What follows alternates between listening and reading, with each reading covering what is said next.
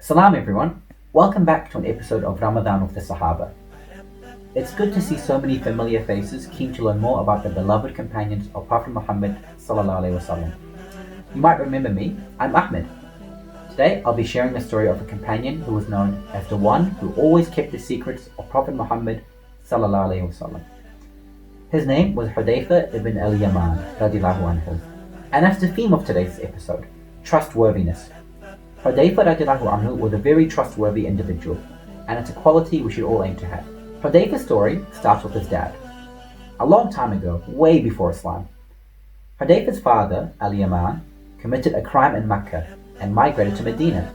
In Medina, he had an alliance with a strong tribe who offered to protect him. He married to a lady from the tribe and had a son, who became Hudhayfah. Over time, Al-Yaman's problems with Mecca sort of disappeared, and he was allowed to travel back to Mecca once more. He was one of the few people in the time who would take the long journey from Medina to Mecca to visit the Prophet and accept Islam. At this time, Hudhayfah was still a young boy living in Medina, but that didn't stop him from following Islam. He believed in Prophet Muhammad sallallahu alaihi wasallam without ever meeting him. Later on in his life, Hudhayfah met Muhammad sallallahu alaihi wasallam and asked him an interesting question. He said, "O Muhammad, am I considered from among the Muhajirin or from the Ansar?" Now this phrase is something you've all heard before. I remember my brother mentioned it in regards to a Sahaba he shared the story of. Try to think of who it was and then let me know after the video the Sahaba that he was mentioning. Okay, so now back to the story. Hudhayfah asked Muhammad sallallahu alaihi wasallam if he was considered Muhajirin or Ansar, to which the Prophet replied, "You can choose who you belong to, but with your origins are from Mecca and you were born in Medina." Hudhayfah responded to this and said he'll be from among the Ansar. So Hudhayfah grew up in Islam, and eventually the time came for war. The Battle of Badr, which I'm sure you all know by now because of the amount of times we've said it, was the first Islamic conflict, but Hudhayfah didn't participate. There's an interesting reason why. Just slightly before the battle, he and his father had left Medina for a trip. On the journey back, they were captured by the kuffar who didn't want to release them. They persisted and asked him if they were joining Muhammad sallallahu alaihi wasallam. They eventually let them go, but on the one condition that they promised not to participate in the upcoming Battle of Badr. When Hudhayfah and his father reached Medina and informed the Prophet about their promise, the Prophet said, "Okay, in that case stay here and don't join us, because we are people who will fulfill our promises." SubhanAllah, what a great message. Even a promise made to their enemies who are holding them hostage was still considered an important commitment. Promises have immense weighting to them and are highly regarded in Islam. Why do you think we should keep our promises? Let me know after the video. So after Badr came the Battle of Uhud, which Hudhayfah and his father did participate in. In this battle, his father, Al-Yaman, was killed by friendly fire. The companions didn't recognize him and attacked him. By the time they realized who he was, it was too late, and Al-Yaman had died. It was a very sad moment, but immediately Hudhayfah said, "May Allah forgive you," to the companions who mistook Al-Yaman as their enemy. The Prophet was also sad at his death and tried to give Hudhayfah the money that was required for justice. But Hudhayfah refused to accept it and gave it as sadaqah. So what happened in the Battle of Uhud is a testament to Hudhayfah's just nature.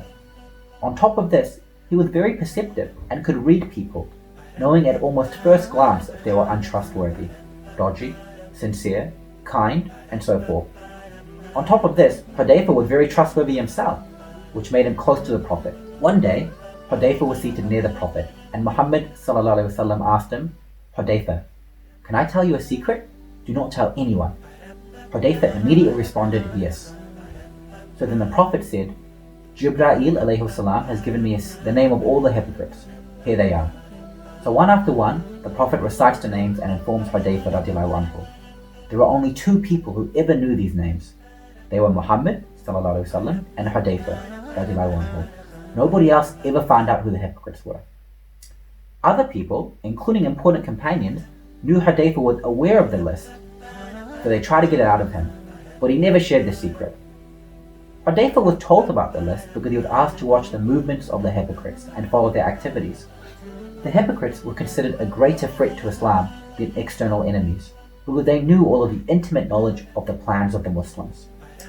From this time onwards, because of his great commitment to keeping a secret, Hudhayfah was called the keeper of the secret of the Messenger of Allah, remaining faithful to his promise of secrecy. Another interesting event that happened to Hudhayfah was during the Battle of Khandaq, or the Battle of the Trench. In this battle, the Kuffar of Makkah had come in large numbers to Medina and completely surrounded the Muslims. This battle is a great story in and of its own right, and it deserves an episode entirely, but basically it was a very long and very drawn out battle. Both sides were separated by a large trench dug by the Muslims. Towards the end of the battle, the Muslims were extremely tired and needed intel. Prophet Muhammad ﷺ said, "We need information from the other side. Who will cross the trench and go?" So just to remember, at this point, they were tired, they were hungry, they were probably all on the verge of collapsing. The Prophet then passed Hudhayfah, who was huddled on the ground, trying to protect himself from the cold.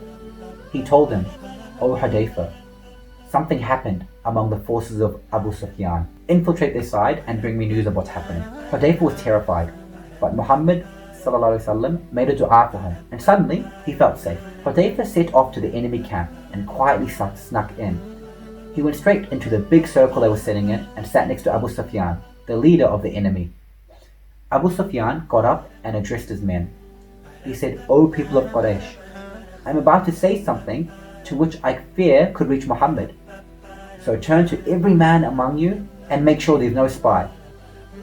Hudhayfah was the only person sitting here who didn't belong, and the others wouldn't recognize him. So he immediately grabbed the hand of the man next to him and asked, "Who are you?" By asking first, it cleared him of suspicion.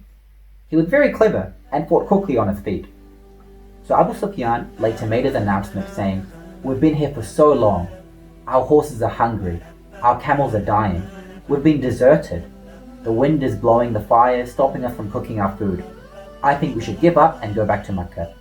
So in that exact moment, Abu Sufyan got up, went to his camel and just rode away. Hudhayfah went straight back to the Muslim camp and told Muhammad ﷺ what he heard. So that's the story of Hudhayfah. He was a tremendous person who the Prophet trusted with his secrets. Being trustworthy is an important quality we should all aim to achieve. Some practical tips on how we do this is by keeping honest, keeping your word, and not gossiping. Start small and make one change at a time, and inshallah it will amount to a mountain of transformation. So that's the end of today's episode. See you all later.